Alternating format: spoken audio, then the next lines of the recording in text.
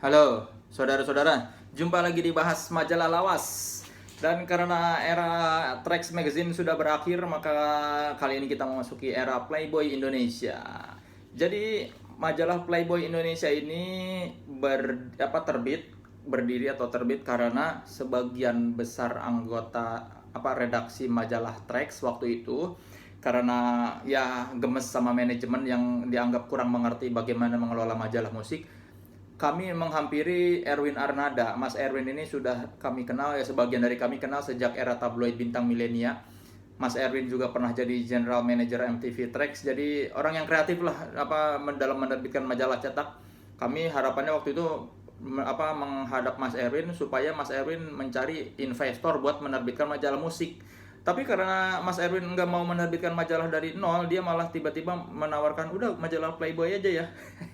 Kami kaget dan akhirnya jadilah kami mengelola majalah Playboy. Ya, itu singkat ceritanya ya, versi singkat ceritanya. Dan ini adalah edisi perdana Playboy Indonesia dengan cover Andara Early. Ini cover yang menghebohkan. Tahun 2006, ini terbit April 2006. Wah, bulan April 2006 ini, wah, kalau Anda mungkin tahu, banyak sekali berita dan demonstrasi gara-gara cover ini nih. Yang katanya cover ini bisa, harga aslinya sih cuma 40.000 luar Jawa, dalam negeri di Pulau Jawa 39.000. Ada yang ngejual 150.000, bahkan katanya 200.000. Karena ini dicari, orang jualnya sembunyi-sembunyi. Jadi di edisi perdana ini dikasih jaket istilahnya ya. Dengan harapan ini tidak bisa dilihat-lihat sama anak di bawah umur. Biar nggak gampang dibuka dan biar ada kesan eksklusif. Terus kalau ada orang yang skeptis bilang, Playboy Indonesia sekarang aja nggak telanjang, nanti bakal telanjang. Itu awal-awal terbit kan. Saya bisa bilang bahwa dari awal majalah Playboy Indonesia mau terbit, itu memang niatnya tidak akan menampilkan foto telanjang, ya foto seksi aja seperti majalah pria dewasa lainnya yang sudah terbit duluan di Indonesia. Kami sadar, maksudnya sudah tahu batasannya. Yang masih boleh di Indonesia tuh ya seperti ini, seksi-seksi lah, tidak telanjang. Makanya waktu Mas Erwin mengajukan izin mendapatkan lisensi ke Playboy Amerika, dia sudah membawa konsep seperti itu, dan dari Amerikanya memang menyetujui. Bahkan dari Amerikanya pengen Indonesia ini jadi proyek percontohan bahwa Playboy bisa terbit dan disukai masyarakat tanpa ada perempuan telanjang di dalamnya. Karena meskipun di luar negerinya ada perempuan telanjang, sebenarnya secara jurnalistik itu sebuah produk jurnalistik yang bagus. Tulisan-tulisannya oke, feature-featurenya, wawancaranya juga mendalam, dan The Playboy Interview itu salah satu wawancara yang menarik. Ada sampai, kalau mau lihat, cari bukunya The Playboy Interview, kumpulan wawancara-wawancara Playboy, itu menarik dengan tokoh-tokoh besar ya. Dan ini Playboy Indonesia seperti itu, mau mengambil semangat jurnalistiknya karena karya jurnalistiknya bagus. Dan ya Mas Erwin berpikir mungkin Playboy itu sudah dikenal banyak orang sehingga mudah menjualnya ya.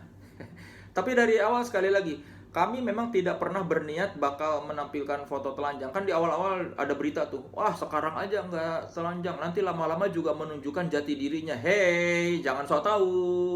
Saya yang dari awal ikutan persiapan majalah ini, memang saya bisa memastikan Playboy Indonesia tidak berniat menampilkan foto telanjang.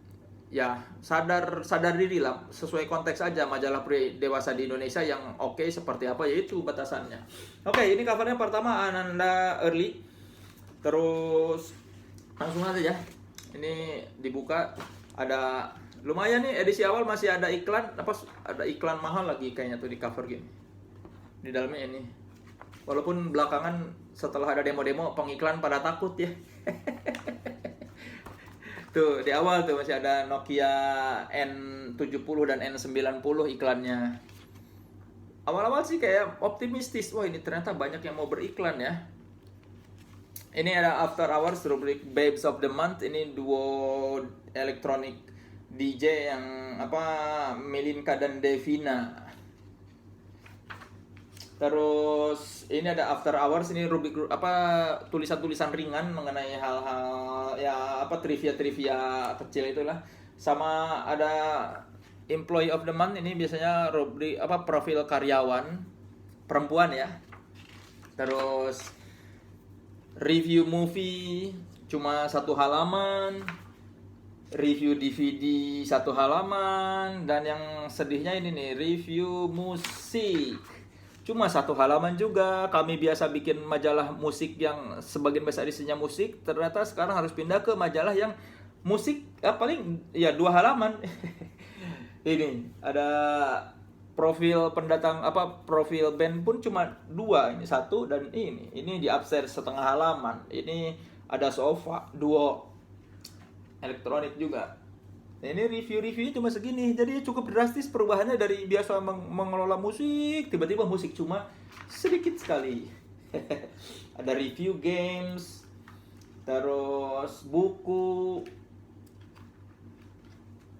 ya berita-berita ringan gitu. Ada Playboy Advisor, ini kayak konsultasi lah. Ini tapi terjemahan ini, di namanya aja di Indonesiain. Ini curhat-curhat cowok dan apa psikologis gitulah. Ada Playboy Forum. Playboy Forum ini apa isinya artikel opini yang membahas isu-isu terkini ya, current issue biasanya seputar Polek Sosbud Hankam lah. Ada tulisan perdana dari Poltak Hotradero yang sekarang jadi apa seleb tweet ya. Emang itu teman kami dari Vkom Unpad, Poltak. Ada artikel dari Hartoyo Winyo Wiyoto. Tulisan-tulisan serius sebetulnya, apa politik-politik begitulah. Nah, ini wawancara perdana, ada Playboy interview ini Pramudia Anantatur. Kami bisa menghubungi Pramudia atas jasa Happy Salma. Happy Salma berteman baik dengan keluarganya Pram. Jadi waktu kami mau menghubungi Pram, yang teringat tuh Happy Salma. Dan wawancara ini saya, Alfred, dan fotografer serta Happy Salma yang menemani ke rumahnya Pramudia Anantatur. Ini salah satu wawancara panjang terakhir Pramudia Anantatur sebelum dia meninggal ya. Kami ngobrol-ngobrol di rumahnya, dan ya silakan lihat aja kalau mau tahu lebih banyak soal apa yang kami obrolkan di rumah Pram. Diajak membakar sampah sama Pram. Ini rumahnya gede dan asri. Terus ini cover story-nya Ananda Early. Saya tidak usah buka fotonya ya, karena sekarang udah berhijab. Ada fiksi dari Dewi Lestari, Sepotong Kue Kuning. Memang kami pengen di edisi perdana ini yang muncul nama-nama yang besar ya. Jadi biar apa nendang lah. Makanya wawancaranya Pram, udah lama kan gak diwawancara. Terus ada Dewi Lestari, ada nanti FX Rudi Gunawan, apa fiksi juga. Ini feature panjang yang dari editor Agus Sopyan, namanya Negara, Agama, dan KTP. Ini soal orang-orang penganut aliran kepercayaan, khususnya di sini yang dibahas penganut agama Buhun di daerah Sunda ya, yang tidak punya nama apa di KTP-nya ada agama dikosongin karena pemerintah tidak mengakui ini agama ini. Ya seperti itulah liputan soal ini. Agus Sopyan ini almarhum, dia dulu salah satu editor Yayasan Pantau. Jadi kami bekerja sama dengan Yayasan Pantau untuk mengumpulkan feature-feature panjang dari kontributor Pantau. Jadi apa tulisannya memang feature yang bermutu karena penulis-penulisnya sudah terbukti ya biasa bisa menulis panjang dan laporannya bisa dipertanggungjawabkan secara jurnalistik. Makanya kami bekerja sama dengan Yayasan Pantau. Dan di Playboy Indonesia juga ini salah satu majalah di Indonesia, sedikit dari mungkin saya tidak tahu majalah lain yang melakukan seperti ini, yang membayar honor per tulisan. Jadi Mas Agus ini yang jadi ghost editor, dia yang menentukan si ini honornya segini, satu kata bisa berapa ratus. Jadi dia tahu ini level penulisnya sudah tinggi, jadi satu tulisan satu kata nilainya beda-beda. Dan ini cukup besar honornya kalau dibandingkan majalah-majalah lain. Dalam satu feature panjang, misalnya satu kata dihargain 600, dia minimal 10.000 kata kan lumayan, bisa dapat 5 juta atau 6 juta kalau satu tulisan. Dan ini cukup ya sejahtera dibandingkan honor di majalah lain. 20Q ini wawancara singkat Q&A antara saya dan Jamie Aditya. Edisi perdana ini Jamie Aditya. Jamie yang lama menghilang kami hubungi akhirnya mau. Dia bilang apa males diwawancara sama media, dan karena ada Playboy Indonesia dia mau lumayan buat apa ibaratnya semacam comeback dia ya, kalaupun dia muncul di media tiba-tiba pengennya ya di majalah yang bagus. Saya menghampiri rumah Jamie di daerah Tangsel atau apa ya, pokoknya jauh lah pinggiran Jakarta. Terus selain ini rubrik-rubrik terjemahan dari Amerika, jadi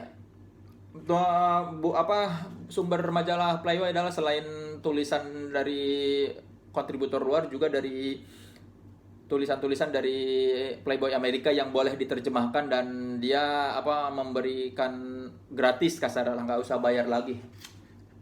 Ini ada esai foto soal belia nih, soal anak kecil. Terus ini juga feature soal komik terjemahan dari luar. Ada ini Kartika Oktavini Gunawan playmate katanya nih. Tapi saya tidak tahu ini playmate pertama ya di pernah. Playmate itu cewek yang kami pilih yang bukan dari selebritis, tapi buat kayak semacam highlight edisi ini siapa nih playmate-nya. Nanti kalau di luar negeri tuh nanti ya tiba-tiba ada Miss June, Miss April. Ini harusnya Miss April nih. Tapi ya kayaknya nggak tahu nih sekarang si Kartika ini jadi apa ya. Tuh ini. Tuh ada gini ya nih. Foldernya Miss April tuh, Miss April Kartika. Ada istilahnya ini tuh ya, kalau folding gate itulah yang dilipat-lipat gitulah. Party jokes ini lawakan-lawakan terjemahan dari luar negeri, jadi kadang-kadang suka tidak nyambung dengan konteks Indonesia ya. Feature berikutnya dari Alfred, rekan sesama feature editor, dia ke Timor Leste. Tadinya mau mengejar Sanana Gusmo buat di Playboy interview, tapi ternyata aksesnya susah, dan akhirnya Alfred malah bikin feature soal Timor Leste setelah dia cabut dari Indonesia. Leadnya, maafkan bukan lupakan, demi masa depan rekonsiliasi Timor Leste dan Indonesia, permintaan maaf adalah kata kunci. Dia memberikan tulisan panjang soal kondisi Timor Leste setelah lepas dari Indonesia. Ada feature soal Marilyn Monroe. Kalau di aslinya sih ini feature-nya menarik, tapi kalau aslinya di Playboy Amerikanya berisi foto-foto telanjang Marilyn Monroe yang tentu saja tidak bisa kami muat di sini. Ya, ini selebihnya rubrik fashion. Terus ada lagi feature dari Linda Kristanti. Linda juga salah seorang penulis yang memang dekat dengan Yayasan Pantau. Kalau nggak salah dia ya penulis lepas, salah satu penulis jurnalis yang keren. Linda Kristanti ini juga masih dari jaringan Pantau, Agus Sopian yang menghubunginya. Ada feature fiksi alias cerpen dari FX Rudi Gunawan. Terus ada selebriti, rubrik selebriti. Pengennya sih orang-orang yang terkenal yang masuk ke rubrik selebriti ini, tapi karena edisi perdana agak susah, jadi akhirnya ini kita mengambil siapa ini, Malaysian Best Female Model of the Year, Durex Most Sexy Woman in the World, Guest Timeless Beauty, Brand Ambassador Celebrity Fitness terbaru. Tapi saya juga tidak tahu siapa Amber ini dulu, sekarang juga nggak tahu kemana orangnya nih. Terus ya ini selebriti ya gitulah, dalam rangka mendekati selebriti fitness gitu. Ada tulisan pendek soal Mae Tanjung dianggap gila, tumpukan batunya dibeli 20 juta. Tulisan satu halaman mengenai apa yang lagi happening, bisa di konteks apa saja ya. Ya kurang lebih seperti itulah edisi perdana Playboy Indonesia. Dan sekali lagi ya memang tidak ada perempuan telanjang. Jadi yang berharap ada perempuan telanjang salah sekali. Dan yang punya edisi ini mungkin Anda termasuk beruntung karena ini jarang. Saya aja cuma punya satu, padahal edisi-edisi lain saya punya banyak. Ini ternyata saya cuma punya satu di rumah. Jadi yang punya ini simpan baik-baik, karena mungkin berapa puluh tahun lagi jadi barang langka. Terima kasih sudah menyimak Bahas Majalah Lawas. Sampai jumpa di episode berikutnya. Dadah.